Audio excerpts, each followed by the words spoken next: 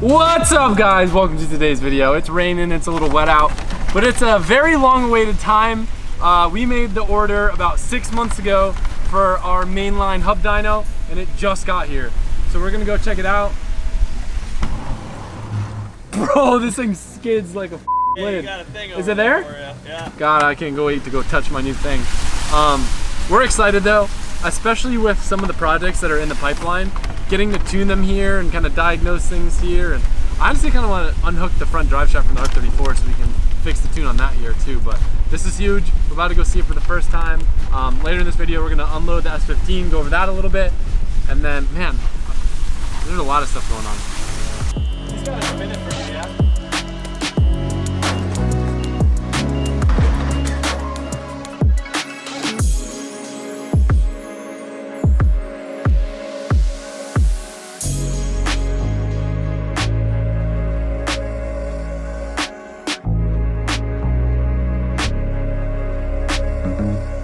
You like video games? Me and Mike do. We don't really have time to play them that often. This video is brought to you by Rocket League.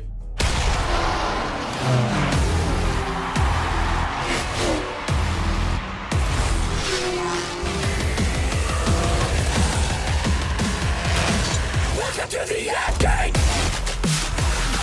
If you haven't heard about Rocket League, it's actually a really fun game where you're ripping these cars around and hitting soccer balls and battling people. No one wants to play with me because I'm too good. I try to get Colette into it. She's a sore loser. It's actually free to play. It's available on the Epic Games Store and is also available on PlayStation, Xbox, and even Nintendo Switch. You could use my link in the description. You could download Rocket League today. Their summer road trip kicks off July 1st. It goes all month long, featuring LTMs and classic cars that haven't been available since their free-to-play launch last year. I want to give a massive thank you to Epic Games for sponsoring this video. I appreciate it. If you guys haven't played the game, I think you're going to enjoy it. Use my link in the description to download Rocket League today. Thank you guys.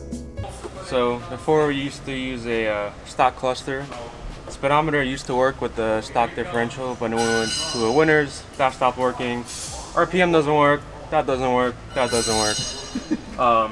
So this is pretty much useless as soon as we went Samsona's winners. There was a BTI gauge which tells you all of the ECU data via CAN bus, but the biggest issue to Samsona's is you can get lost in the gears pretty much.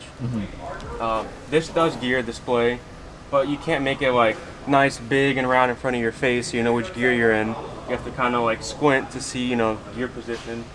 So we got a cluster delete panel and a ECU Master ADU 5-, and I put the same layout in it as the S15. So that way when he hops between both cars, they pretty much look the same. He knows where everything is. Yeah, and memory. The gear position will be dead nuts in the middle, where he's pretty much used to looking at it all the time, pretty much. So that's one upgrade. Wires in pretty easy, power ground, can high, can low, and you're done. Sick. Alright. There you go. We want to give front radiator one more shot before doing a rear mount, just because rear mount you got to do a lot of ducting, good placement of the radiator for chassis balance and airflow, and we just don't have the time right now. So we bought physically the biggest radiator that will fit in the front of the car. This company had one in stock with a fan shroud and fans ready to go. Dual spall 12-inch fans. It's for a off-road trophy truck, so hopefully it works somewhat decent for drifting. We got a CSF drag racing radiator kit just to put in the rear of the car as kind of like a heater core. If your car is overheating, you can turn the heater on and that'll kind of help bring the temps down. So we'll plumb this as if the JZ was in a chaser or something along those lines, using like the factory heater core lines, and that way it would kind of act like a heater pretty much, but not be a heater, just a second radiator. Maybe it'll work, please. We shall see. Hopefully it'll work. Pretty please. Please. You know what's gonna happen? It's gonna work here, but then we get to clutch kickers, and you're gonna see me walking around with a water sprayer. Hopefully not. Hopefully not. Ron Davis, please save us. I'm kind of torn about where to put the 15 because I want to be able to tinker with it, but I don't want to put it in the shop because I kind of want to explode everything everywhere. It'd be really sweet to put it in one of the smaller shops, but none of them have AC right now, so the only like kind of medium-sized shop with AC is going to be this one. So we'll just make sure it's somewhere where it's not blocking the other cars. I think this will be the move. Especially now with that added dent. I wanna Thanks, know Marco. one. Let's straight. Huh?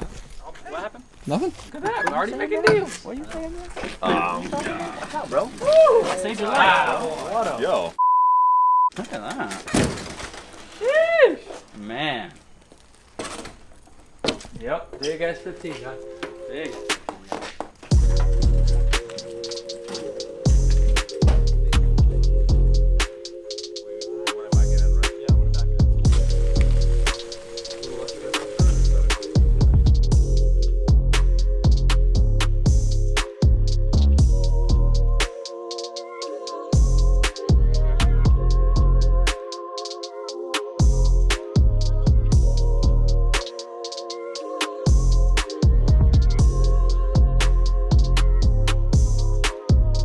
So I'm not going to go into full detail as to my plans with the S15, but we didn't really do a full walk around because it's always kind of awkward when you're buying a car.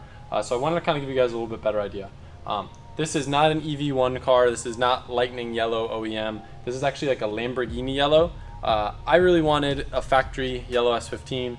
Knew that that probably wasn't going to happen in the near future. So I settled for this. I'm going to show you guys all of the flaws with this car. I don't know. I just want to show them so they're out of my head. Probably the biggest con of this car right now is this giant hole. I don't know who the idea was to cut a big hole. God, I know he was putting a big thing in there, and oh man, there's one on this side too. God. So my thoughts with those, not a fan, but we're gonna make some like plates and either riv nut them or rivet them in, and probably color match them so they won't look that bad and it'll kind of look intentional. Paint's really good on the car. There's a few little spots. Mostly on like the top edges of the bumpers. It looks like they're sprayed off the car and there wasn't good enough coverage.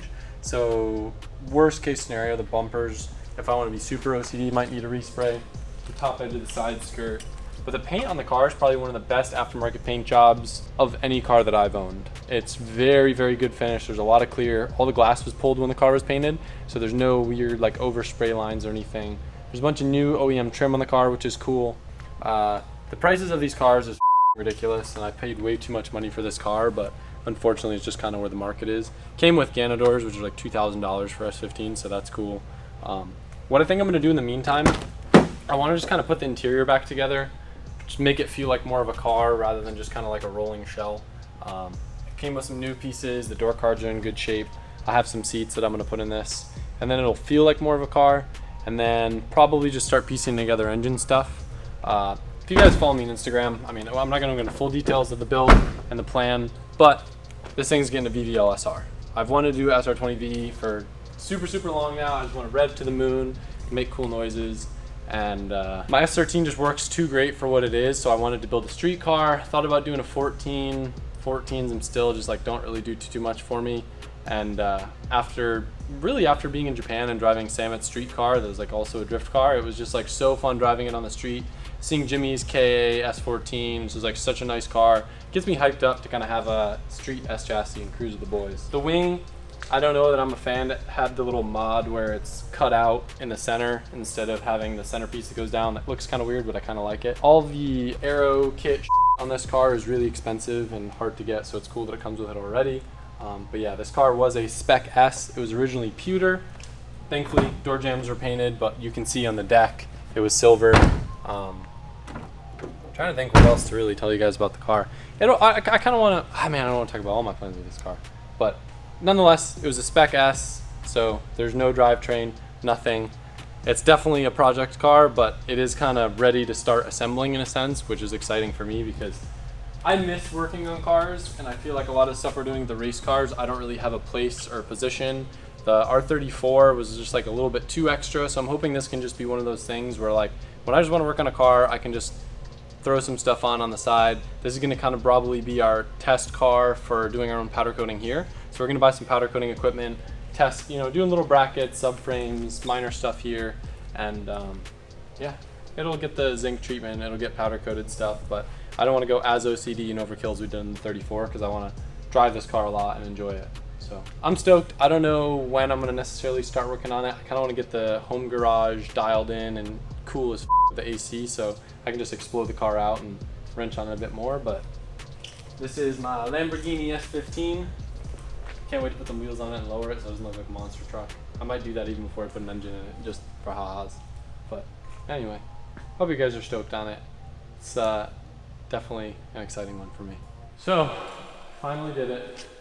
I'm selling probably one of the, I don't want to say hardest cars for me to sell, but the cars I've gotten rid of in the past I've kind of been unattached to because I haven't really had that much into them, and I guess that this car's kind of like that, but this is a special car. The LS FD was something that, I'm gonna be honest with you guys, I bought it with all intentions of swapping it back to a rotary, but as someone who has built a lot of cars over the past couple of years, you grow to realize that it's extremely hard to get to a certain point with builds to where everything just works, everything feels good, and this car was so well sorted that I could not bring myself to rip it apart. And frankly, as cool as it is being a CYM FD, I just don't really see a fit for it in my so-called collection.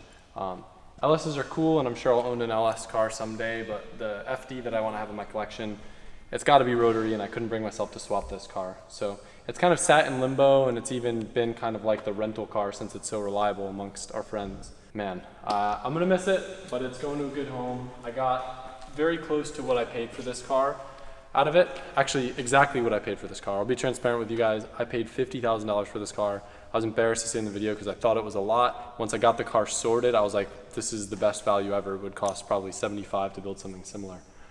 Brand new LS3 crate engine, brand new Magnum transmission, like all new bushings are on the car. It's flawless. It's like a 2-owner car with low miles. The value's there. Someone else saw the same value that I saw, so I'm kind of breaking even with it. I got to own and enjoy the car and have a little bit of fun with an LS that I hope you guys have enjoyed.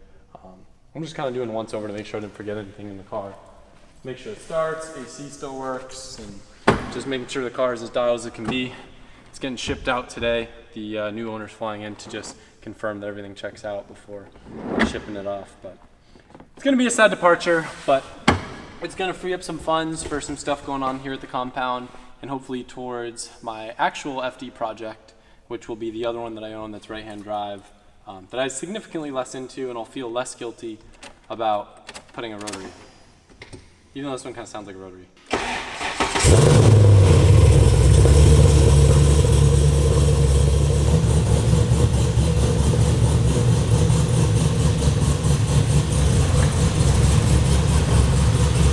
Yep, that's an engine.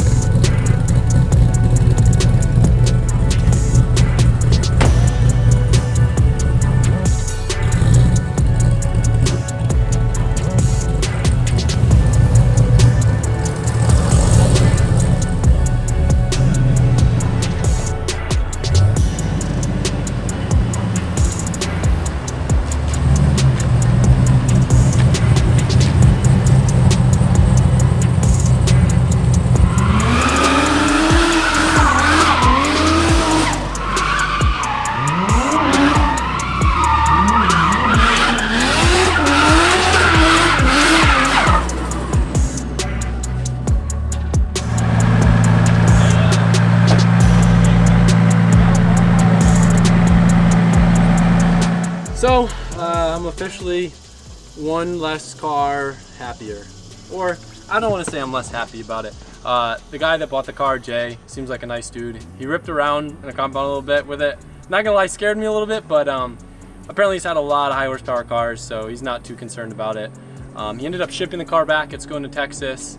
I'm stoked that it's in good hands, even though, you know, I didn't really put a lot of time or money or energy into that car. It's still a really good car, and I'm glad it's going to someone that's going to care for it. I gave them a quick little ride around the compound. They asked if I could just give a quick little rip, and I did. So now, rest of the day, I know I've made like 8 videos deciding on the lift arrangement, but they're actually coming to install the lift tomorrow. So I got to make a decision, which I'm not very good at. So we're gonna f around with that a little bit. And my favorite thing about it, I got some explaining to do.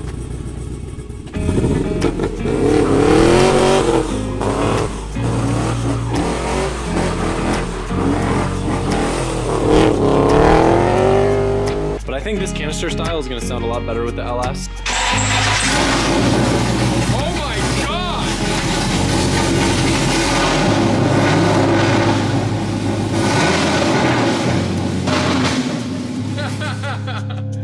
It's not that. Wow. Yeah. I really might put that other exhaust on.